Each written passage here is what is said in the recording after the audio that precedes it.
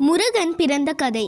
முன்னொரு காலத்தில் அரக்கர்களான தாரகாசுரன், சூரபத்மன் அவங்களோட துன்பத்தை தாங்க முடியாத தேவர்களும் முனிவர்களும் சிவனை தேடி சென்றாங்க.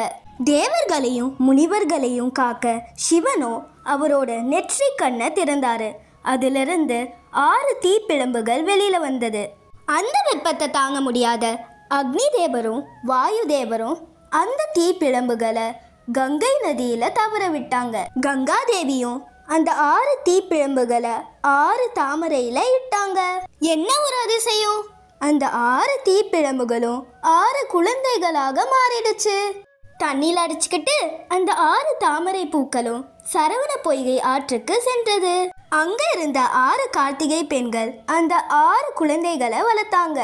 இப்பவும் இந்த 6 கார்த்திகை பெண்கள் வானத்துல 6 நட்சத்திரமா மின்னிட்டு இருக்காங்க. அந்த குழந்தைகளை பார்க்க சிவனும் பார்வதியும் வந்தாங்க. அன்னையான பார்வதி அந்த குழந்தைகளை கட்டி அணைத்தப்ப என்ன நடந்தது தெரியுமா? அந்த 6 குழந்தைகளும் ஒரு குழந்தையாக மாறிடுச்சு. அந்த குழந்தை ஒரு உடலோட 6 முகங்களோட இருந்தது. அதனால அந்த குழந்தைய 6 முகம்னு கூப்பிடுவாங்க.